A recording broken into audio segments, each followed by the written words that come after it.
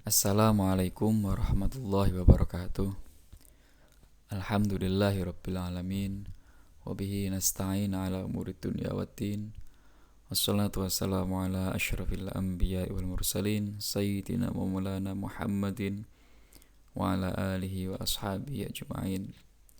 Allahumma fa'na ma 'allamtana wa 'allimna ma yanfa'una wa zidna ilman wa salahan wa hudan wa tuqan amma ba'du. Setelah kita belajar mengenai fungsi manajemen pengorganisasian, perencanaan, dan pelaksanaan, maka pada kali ini kita akan belajar mengenai pengawasan atau controlling dalam perspektif Islam. Sebelum masuk pada materi inti, terlebih dahulu saya kemukakan definisi pengawasan. Yang pertama adalah dari Kamus Besar Bahasa Indonesia. KBBI mendefinisikan pengawasan sebagai penilikan dan penjagaan. Di sini dicontohkan pengawasan atas barang impor harus diperketat. Kemudian negara itu berada di bawah pengawasan Perserikatan Bangsa-Bangsa. Nah, KBBI juga membuat eksklusivitas pengawasan dalam bidang administrasi. Dan makna pengawasan dalam administrasi adalah penilikan dan pengarahan kebijakan jalannya perusahaan.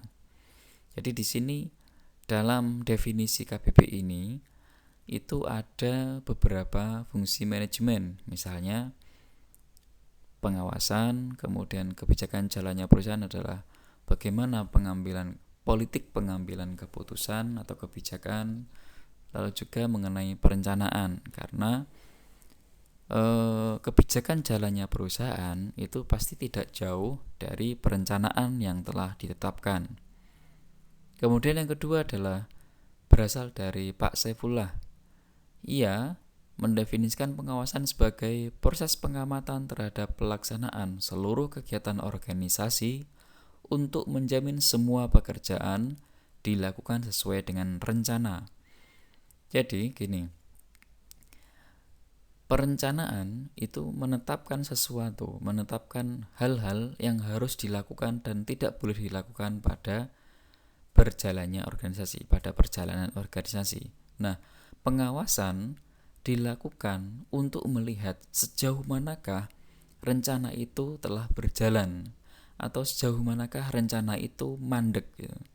Jadi ketika suatu organisasi itu telah menetapkan suatu program atau suatu batas-batas tertentu, maka pengawasan itu yang bekerja pada awal, tengah, dan pada hampir akhir misalnya periode. Jadi perencanaan ditetapkan pada awal mula organisasi itu ada, kemudian pengawasan itu dijalankan pada masa setelah perencanaan itu terjadi, lalu tengah dan pada masa hampir akhir. Karena tadi itu fungsinya adalah untuk menilai atau menjaga atau mengarahkan kebijakan-kebijakan atau keputusan yang telah ditetapkan pada masa sebelumnya. Kemudian menurut Kamus Macmillan of Business and Management, pengawasan di sini saya mengambil istilahnya adalah controlling atau control. Menurut Kamus Macmillan, pengawasan adalah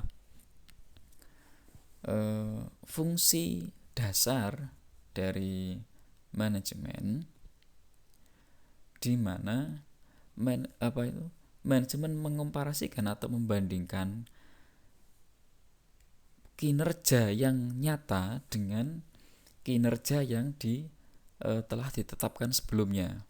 Jadi ini seperti kita membuat makalah. Jadi gap antara realita dengan teori itulah yang dicari dalam penelitian. Nah, kalau dalam pengawasan itu untuk mencari gap atau untuk bukan mencari gap ya, terlepas nanti ada gap apa tidak, tapi fungsi dari pengawasan itu adalah ia mengkomparasikan atau membandingkan kenyataan tindakan atau ya tindakan yang nyata dengan tindakan yang telah tindakan yang nyata dengan perencanaan yang telah ditetapkan pada masa sebelumnya. Nah, ketika nanti ditemukan adanya gap, maka akan diambil tindakan yang tepat untuk mengatasi gap tersebut. Oke. Beberapa istilah pengawasan. Yang pertama adalah pengendalian. Jadi makna yang sering dipakai selain pengawasan, istilah yang sering dipakai selain pengawasan untuk menyebut controlling dalam POAC itu adalah pengendalian. Dalam bahasa Inggris ada monitoring, ada supervision, dan controlling. Sedangkan dalam bahasa Arab kita bisa menemukan muraqabah, musyarafah, dan mutaba'ah. Semua definisi ini meskipun berbeda-beda akan tetapi mempunyai benang merah yang sama, yaitu penilaian dan penjagaan terhadap suatu organisasi apakah ia sesuai dengan rencana yang telah ditetapkan sebelumnya. Jadi misalnya kalau muraqabah itu kan artinya mendekati ya, pendekatan. Raqabah yuraqibu muraqabah itu kan artinya bahasanya ya mendekati, pendekatan, pengawasan gitu. Kalau mutaba'ah itu kan mengikuti gitu. Jadi mengikuti sambil mengawasi suatu organisasi apakah ia telah sesuai dengan rencana atau tidak. Oke, lanjut. Kemudian macam-macam pengawasan. Ada pengawasan secara terus-menerus. Jadi setelah perencanaan itu ditetapkan, maka semenjak itu pula pengawasan dilakukan secara terus-menerus. Maksudnya tentu saja hal ini adalah untuk menjaga agar kualitas atau mutu dari suatu produk atau dari jasa itu selalu ada. Jadi ini mungkin nanti kaitannya dengan quality control ya, atau pengawasan atau penjaminan mutu. Kemudian pengawasan tersembunyi ini fungsinya adalah untuk meningkatkan kepercayaan pegawai dan konsumen. Maksudnya adalah gini. Jadi misalnya ya ada madrasah. Nah, seorang kepala sekolah yang mempunyai tugas sebagai seorang pengontrol atau pengawas, maka ia akan melakukan pengawasan secara tersembunyi. Misalnya dalam ketika guru tersebut mengajar di kelas, ia mengawasi guru tersebut dari luar kelas. Atau misalnya tukang cukur dalam misalnya ketika sedang mencukur salah satu konsumen, maka bos itu dalam melakukan pengawasan dia bisa misalnya ya memasang CCTV apakah anak buah tadi itu melakukan pekerjaannya itu dengan benar apa tidak begitu. Jadi pengawasan yang seperti ini itu untuk meningkatkan kepercayaan pegawai. Nah, bagaimana bisa pengawasan yang tersembunyi itu meningkatkan kepercayaan pegawai? Nah, gini, jika pegawai itu diawasi secara terang-terangan, mungkin saja ia akan merasa tidak dipercaya oleh bosnya, gitu kan? Apakah ini bos atau pimpinan saya ini tidak percaya pada saya sehingga ia perlu turun tangan untuk melihat pekerjaan saya? Nah, gitu. Jadi ketika si pimpinan melakukan pengawasan secara tersembunyi, misalnya melalui CCTV atau mungkin melalui istilahnya mungkin kayak mata-mata gitu, mata-mata pegawai gitu, untuk mengetahui sejauh mana kinerja pegawai tadi. Itu kan jadi ketika seorang pegawai itu tidak diawasi secara terang-terangan, mungkin saja ia akan merasa terhormat karena telah diberi amanat oleh bos tadi gitu. Dan juga untuk meningkatkan kepercayaan konsumen. Jadi dengan adanya pengawasan yang seperti ini, itu konsumen akan lebih percaya kepada organisasi atau lembaga tersebut. Dan terakhir adalah pengawasan khusus untuk pegawai bermasalah. Ini merupakan suatu keniscayaan ya, terutama untuk pegawai yang bermasalah. Jadi ketika seorang pegawai pada masa sebelumnya atau pada waktu yang lalu itu telah dinyatakan bermasalah, misalnya melakukan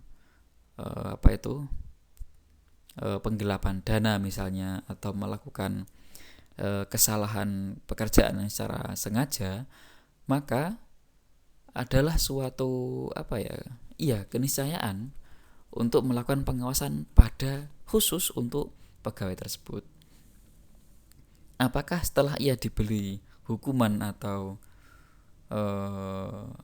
hukuman terhadap kesalahannya tadi itu, ia berubah ataukah semakin bertambah bermasalah? Oke, lanjut. Kemudian ini ada bagan mengenai hubungan antara pengawasan, pendisiplinan, dan konsekuensi. Jadi, benar. Oke. Pengawasan yang dilakukan adalah bentuk sumber daya manusia, berupa pengawasan dan kontrol secara langsung dan pengawasan secara tidak langsung. Bentuk pendisiplinannya bisa berupa hukuman fisik, penghapusan atau pemotongan gaji, dan hubungan psikologis. Hasil dan konsekuensi dari pendisiplinan tadi bisa jera atau memperlakukan konsumen dengan tepat. Dan ini pendisiplinan ini itu tidak bisa dilakukan secara gebiah uyah atau digeneralisasi. Jadi misalnya di madrasah ada guru yang melakukan misalnya penggelapan dana, maka ia harus dihukum fisik, misalnya hukum cambuk atau hukum rajam. Ya tidak begitu. Jadi misalnya ya pemotongan gaji karena ia telah menggelapkan dana, ya pemotongan gaji untuk menambal dana yang telah dia gelapkan tadi.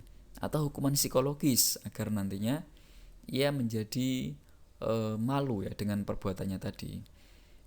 Misalnya bukan dikucilkan ya, dineng itu bahasa Jawa dari dikucilkan tapi tidak terlalu ekstrim gitu. Nah, hasil akhir atau konsekuensi dari pendisiplinan tadi agar ia jera dan ia akan mengubah kebiasaannya atau mengubah kesalahannya itu, dan juga agar nantinya ia memperlakukan konsumen dan klien dengan tepat.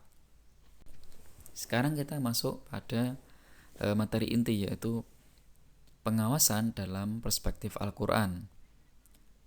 Di sini saya mengambil surah Al-Ankabut ayat 2 dan 3. Bismillahirrahmanirrahim. Ahasiban nasu ayyutraku ayyaqulu amanna wa hum la yuftanun. Walaqad fatanna alladhina min qablihim fala ya'lamanna Allahu alladhina sadaqu wa la ya'lamanna al-kadhibin. Apakah manusia itu mengira bahwa mereka dibiarkan saja dengan mengatakan kami telah beriman, sedangkan mereka tidak diuji lagi? Jadi apakah orang-orang itu mengira mereka telah selesai, telah dianggap purna keimanannya ketika ia mengatakan beriman, kami telah beriman, padahal mereka belum diuji? Dan sesungguhnya kami telah menguji orang-orang yang sebelum mereka, maka sesungguhnya Allah mengetahui orang-orang yang benar, dan sesungguhnya Dia mengetahui orang-orang yang dusta.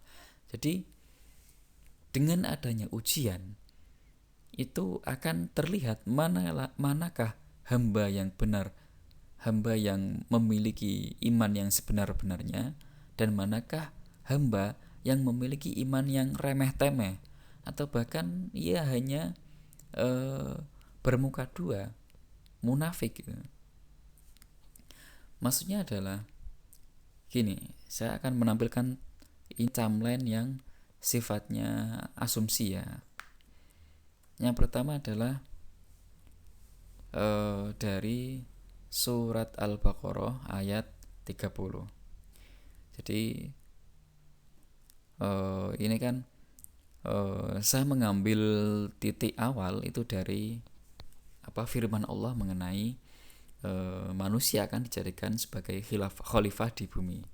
Nah, kemudian setelah itu Allah mengambil sumpah anak Adam. Alastu birabbikum qalu bala. Ini kan seperti Allah, atau kita kaitkan dengan manajemen ya.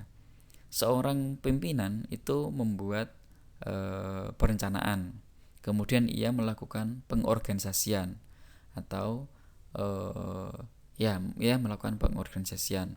Kemudian si pimpinan tadi mengambil sumpah bahwa kami akan anak buahnya itu karyawannya itu akan menjalankan amanah yang telah diberikan kepada mereka dengan sebaik-baiknya. Jadi kayak alastu birabbikum qalu bala. Bukankah aku ini adalah Tuhan kalian? Qalu bala, benar Gusti. Kemudian yang selanjutnya adalah surah An-Nisa ayat 1. Jadi setelah Allah mengambil sumpah anak Adam dan anak Adam itu mengakui bahwa iya Allah adalah Tuhan mereka, maka Allah memerintahkan manusia untuk beriman kepada Allah gitu. Kemudian setelah disuruh beriman, manusia tidak lantas selesai, tidak lantas purna tugasnya sebagai khalifah, tapi ya harus diuji. Karena kan manusia kan tidak hidup ketika setelah diambil sumpah lantas diperintahkan kepada Allah lalu mati dan husnul khotimah atau irji'i ila rabbiki radiyatan mardiyah, tidak kan seperti itu. Tapi ada masa hidup dia. Nah, selama masa hidup dia inilah ia secara terus-menerus melakukan muraqabatun nafs atau tazkiyatun nafs gitu. Jadi ia melakukan pengawasan terhadap dirinya sendiri gitu. Nah, disinilah setelah Allah memerintahkan kepada manusia untuk beriman kepadanya, setelah pada masa itu kemudian manusia itu diawasi dan diuji oleh Allah. Nah, setelah dilakukan pengujian dan pengawasan, maka pada akhirnya akan dipilih mana orang-orang yang telah lolos atau lulus dan mana orang-orang yang telah gagal. Jadi balasan surga bagi orang yang beriman dan beramal saleh. Kemudian aktor pengawas dan pengontrol. Siapa sih yang mengawasi dan mengontrol? Kalau ini sifatnya umum ya. Entah ini agama misalnya yang mengawasi manusia secara umumnya atau mengawasi manajemen dalam kaitannya dengan organisasi. Yang pertama adalah diri sendiri. Ini seperti strategi mengontrol diri sendiri atau autokritik ya, atau muhasabatun nafs. Jadi siapakah yang mengontrol diri manusia? Yang pertama adalah diri mereka sendiri. Jadi kalau ada entah ini hadis atau makalah ya, istafti qalbak. Jadi ketika kita mau melakukan sesuatu, apakah ini benar atau salah, dan kita ragu untuk melakukannya, maka istafti qalbak, mintalah petunjuk atau mintalah fatwa pada kalbumu, pada nuranimu, apakah ini benar atau tidak. Ini kan termasuk diri sendiri atau diri manusia itu juga termasuk sebagai pengawas dari sikapnya. Jadi misalnya gini, biasanya manusia yang melakukan perbuatan buruk, setelah itu ia pasti akan merasa menyesal. Meskipun sedikit sekali ya, ada suara dalam nuraninya atau dalam kalbunya itu mengatakan, ya Allah, kenapa sih saya kok melakukan kesalahan yang seperti itu gitu. Nah, suara-suara itu kan suara autokritik atau suara nurani ya. Itulah yang menjadi pengawas dari perilaku kita. Nah, akan tapi jika kita terus-terusan mengabaikan suara tadi dengan melakukan perbuatan buruk, lalu kita tidak mengindahkan jeritan nurani itu, maka ya bisa saja akhirnya suara itu akan bungkam, akan bukan bungkam ya, akan terbungkam karena tumpukan dosa yang kita lakukan setiap hari gitu. Maka ya sebagai manusia yang beriman ya kita harus istafti qalbak, mintalah fatwa pada nurani terdalammu sendiri gitu. Kemudian yang kedua adalah atasan. Ini sudah jelas ya. Jadi bagi seorang pegawai, bagi seorang karyawan, maka aktor pengawasnya adalah atasan, atau bukan langsung pimpinan ya, bisa mungkin HRD atau bisa bagian personalia dan seterusnya. Kemudian sesama anggota tim. Nah, ini ada strateginya, yaitu strategi kontrol publik. Jadi anggota tim. Jadi misalnya ya, dalam satu manajemen itu ada 5 orang. Nah, 5 orang itu adalah menjadi pengawas atau pengontrol, juga menjadi objek dari pengawas itu sendiri. Jadi bisa digilir. Jadi misalkan ada 1, 2, 3, 4, 5. Nah, karyawan yang satu ini itu menjadi pengawas bagi karyawan yang kedua. Kemudian karyawan yang dua mengawasi karyawan yang ketiga, dan begitu seterusnya. Jadi sama anggota tim itu menjadi pengawas dan pengontrol bagi kinerja sesamanya. Kemudian dalam dalam ayat yang lain disebutkan ada rokib atidnya itu, saya kok lupa lengkapnya gimana. Jadi malaikat itu juga termasuk sebagai pengawas bagi diri kita. Jadi ketika kita melakukan kebaikan, maka akan dicatat sebagai amal yang baik, dan begitu juga ketika melakukan kesalahan, maka akan dicatat sebagai amal yang jelek atau yang buruk. Dan terakhir adalah tentu saja kita sebagai umat Islam, maka yang mengawasi kita adalah Allah Subhanahu wa Ta'ala. Demikian pemaparan dari saya, kurang lebihnya mohon maaf. Apabila ada pertanyaan bisa langsung komen di bawah atau menghubungi saya. Terima kasih.